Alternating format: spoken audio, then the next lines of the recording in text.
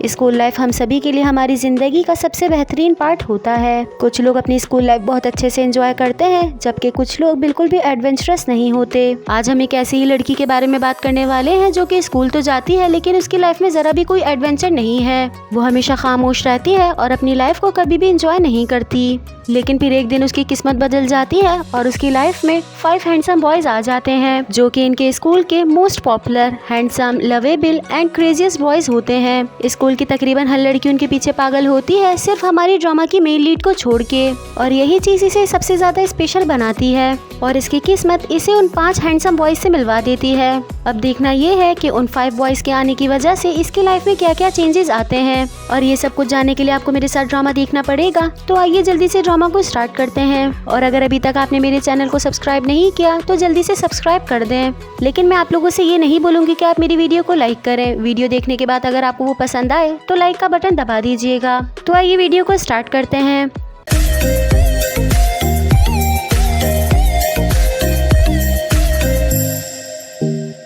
Drama start होता है यहाँ से कि हमें एक बहुत ही क्यूट और प्यारी सी लड़की दिखाई जाती है, जो कि हमारे ड्रामा की मेन लीड है, और उसका नाम है सोयोन। ये अपने स्कूल में एक रूम के बाहर खड़ी होती है और वहाँ पर लगे एक बोर्ड को देख रही होती है, लेकिन अचानक से मुड़ जाती है और वहाँ से जाने लगती है और अपनी पॉकेट से एक पेपर निकालती है। उसे खोलती है तो ये एक इनविटेशन कार्ड होता है। इसे आफ्टर स्कूल लकी और नॉट नाम के क्लब में इनवाइट किया गया होता है। इससे क्वेश्चन किया जाता है कि तुमने ये क्लब साइन अप क्यों किया। तो ये आंसर देती है कि मैंने ये क्लब साइन अप नहीं किया, मेरे पास एक पिजन आया था ये इनविटेशन लेकर। अब हमें पास्ट का सीन दिखाया जाता है कि ये अपनी क्लास में बैठकर पढ़ाई कर रही होती है।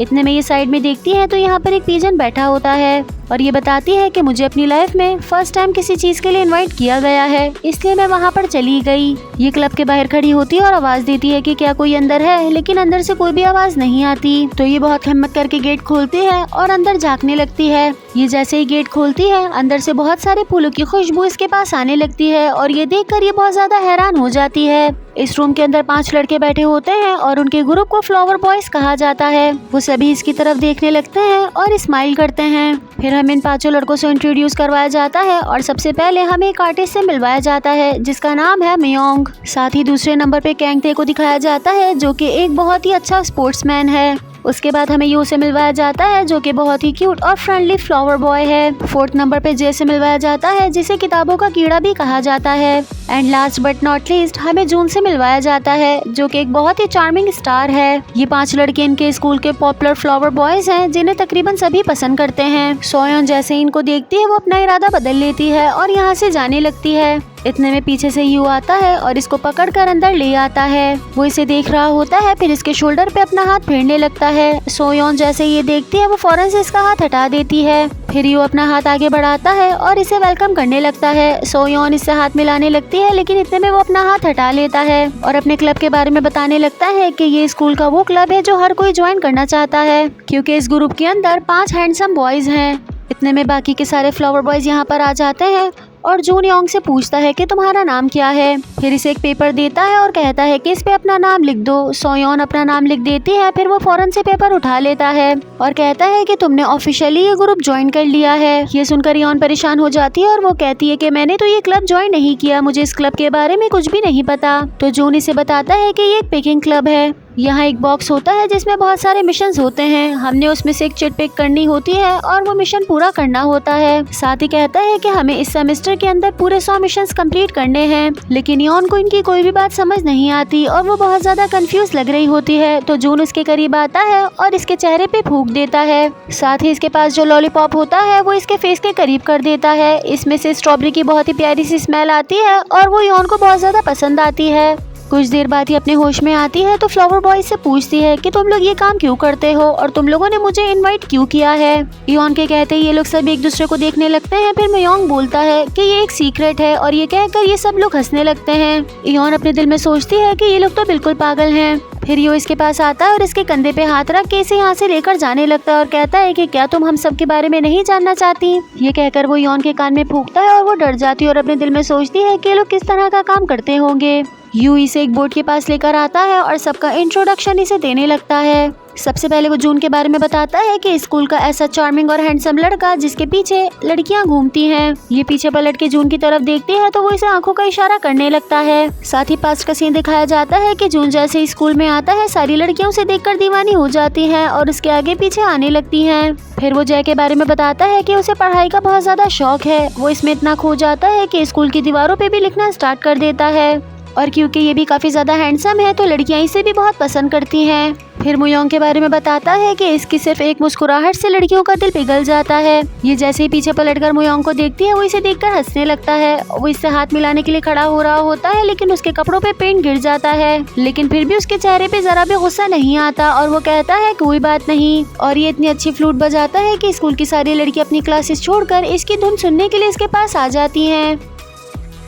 फिर वो अपना इंट्रो देता है कि मुझे तो अपने बारे में बताने की जरूरत नहीं है, लेकिन योंग क्योंकि बिल्कुल सीधी है उसे इस बारे में नहीं पता तो वो कहती है कि तुम कौन हो। ये सुनकर यू बहुत ज्यादा नर्वस हो जाता है और फिर वो हंसने लगता है। यूएल कहता है कि मैं स्कूल का सबसे बड़ा फ्लावर बॉय हूँ। मैं जहाँ पर भी जाता हूँ मेरी खुशबू से लड़कियाँ बहुत ज्यादा अट्रैक्ट होती हैं और सिर्फ लड़कियाँ ही नहीं बल्कि लड़के भी मुझे बहुत ज्यादा पसंद करते हैं और इस चक्कर में उन लोगों की आपस में लड़ाई भी हो जाती है। ये उन सबके ऊपर फूंकता है तो इसके फ्लावर की खुशबू से वो लोग वहीं पर गिर जाते हैं। ये यौन पर भी फूंकता है लेकिन उस पर कुछ भी असर नहीं होता। ये उससे पूछता है कि क्या तुम मुझे जान गई? यौन कहती है नहीं और ये बात सुन के वो बहुत ज्यादा शॉक्ड होता है। इतने में पीछे से कुत्ते के भौंकने की आवाज आती है तो यौन पीछे मुड़कर देखती है। ये कोई और नहीं बल्कि कैंगते ही होता है। वो एक डॉग बना होता है और बिल्कुल वही हरकतें कर रहा होता है। यौन जैसी ही उसको देखती है वो डरने लगती है और उससे दूर जाने लगती है। मुयोंग इसे बताता है कि यह हमारा लास्ट मेंबर है और ये एक डॉग है।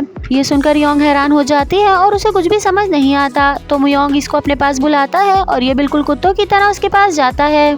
फिर वो अपने हाथ में एक बोन ले लेता है और उसे फेंकने की करता है। फिर जिस तरह से पपीज करते हैं कैंगटे बिल्कुल वैसे ही करता है और योंग को ये देखकर बहुत अजीब लग रहा होता है। अचानक से इसके पास जून आता है और वो इसे कैप देता है और कहता है कि अपने सर पे पहन लो। ये इनके लीडर का कैप होता है। अब क्योंकि इनकी टीम में कोई भी लीडर नहीं है तो उन्होंने योंग को अपना लीडर बनाया है। फिर वो लोग आपस में बात करते हैं कि हम आज का मिशन कंप्लीट कर लेते हैं। फिर मिशन बॉक्स लेते हैं और उसमें से एक चिट निकालते हैं। उसे खोलकर देखते हैं तो इसमें एक अजीब सा मिशन होता है जिसे देखकर योंग शॉक्ड हो जाती है।